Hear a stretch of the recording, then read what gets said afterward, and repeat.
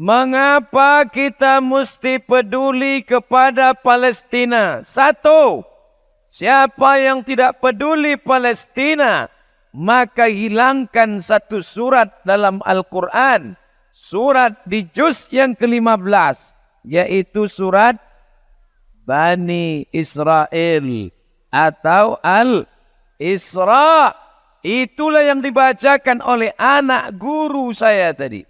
Qori kita tadi adalah anak kandung Ustadz Haider Abdul Wahab LC, guru saya di Muallimin tahun 1990.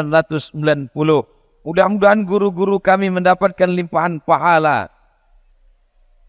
Siapa yang tak peduli masalah Palestina, kalau dia katakan cukup salat, cukup puasa sunat, cukup tahajud malam, cukup zikir, cukup baca Yasin, maka tinggallah surat Al-Quran itu hanya 113 saja. Maka hilanglah iman kepada Quran dalam dirinya. Itulah yang membuat orang Medan datang berkumpul hari ini. Allahu Akbar. Sampai berapa alasan ini? Pokoknya sampai sebanyak-banyaknya lah. Yang kedua, mengapa kita peduli masalah Palestina? La yu'minu a'adukum. Kamu tidak beriman. Suara saya jelas. La yu'minu a'adukum. Kamu tidak beriman. Sampai kapan? Hatta yu'ibba li akhi. Sampai kau cinta, sayang kepada saudaramu. Apakah yang saudara kita itu hanya orang Melayu Delhi saja? Tidak. Orang Batak saudara kita sama-sama Sumatera Utara. Orang Karo saudara kita sama-sama negara kesatuan Republik Indonesia. Tapi orang Palestina bukan saudara satu negara, bukan saudara satu suku, tapi saudara karena la ilaha illallah Muhammadur Rasulullah. Alasan yang pertama, karena ada satu surat dalam Al-Quran. Alasan yang kedua, tidak diakui imanmu. Walaupun engkau ke Makkah bolak-balik, walaupun engkau rajin salat sunat, walaupun kau rajin doa tak tinggal, walaupun kau tidak pernah absen wirid Yasin, tapi kalau tak peduli kepada Palestina, maka tak ada guna iman dalam dirimu. Alhamdulillah, orang Sumatera Utara punya satu lembaga khusus, cabang dari Jakarta Nasional Pusat, namanya KNRP, Komite Nasional Indonesia untuk Rakyat Palestina. Namanya KNRP. Bajunya yang sedang saya pakai. Ini batik KNRP. Insya Allah akan dipakai selama 2 hari berturut-turut. Dicuci juga, bukan tadi. Bapak Ibu yang dimuliakan Allah SWT, mau dapat batik KNRP? Nah, ini saya lelang nanti. Saudaraku yang dimuliakan Allah SWT, rasanya cukuplah sebelah kanan. Dulu waktu saya kuliah di Maroko, tamat dari Muallimin, saya ke Riau. Dari Riau saya ke Mesir. Dari Mesir saya ke Maroko. Jadi Ustadz dulu kuliah di Maroko. Ya, dekat dari Maroko Pak Ustadz, tak ada hubungan.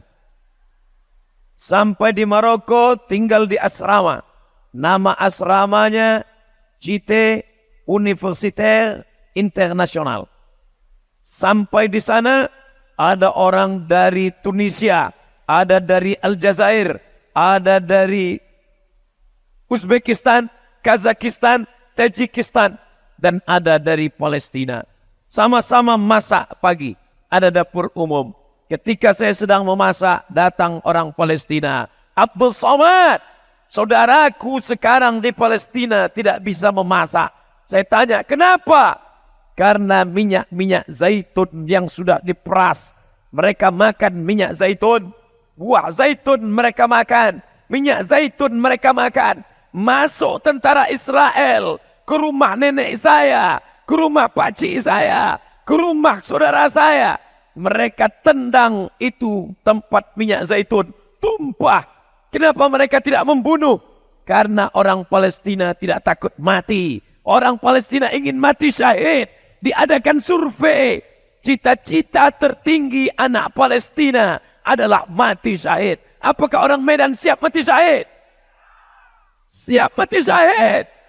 Siap mati syahid. Siap keluar duit. Tak sama kuatmu. Mereka tidak membunuh kami, Abdul Somad, karena kami tidak takut mati. Tapi tentara Israel masuk ke dalam rumah kami. Mereka tendang pecahkan itu tempat-tempat minyak zaitun. Supaya apa? Supaya kami lapar. Supaya kami lemah. Supaya masjid tidak salat berjamaah. Supaya tidak ada yang berdoa kepada Allah. Itu yang mereka lakukan. Penjara terbesar di dunia bukan di Guantanamo, Amerika.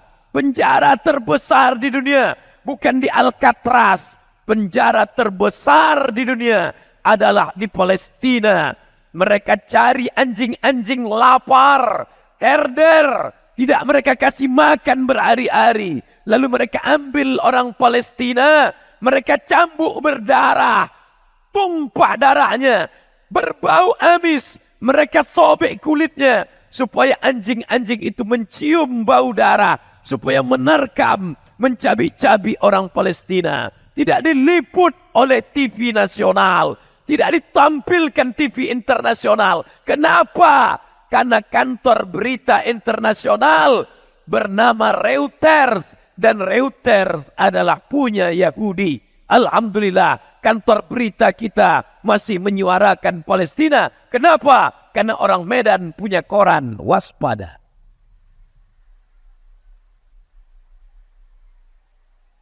Koran-koran yang memberitakan Palestina, mudah-mudahan mereka dapat pahala syahid, insyaAllah. Hai koran-koran Medan, koran Sumatera Utara, kalian liput 6 tabligh akbar ini. Mati kalian. Kalian akan melihat buku catatan. Pernah jihad untuk Palestina? Pernah kalian jihad? Tidak. Pernah kalian ke Palestina? Tidak. Pernah kalian naik pesawat? Belum. Kenapa bisa dapat pahala? Karena kalian meliput acara siang ini. Buat besok di koran utama. Tunjukkan kepada dunia bahwa orang Medan peduli Palestina. Allahu Akbar.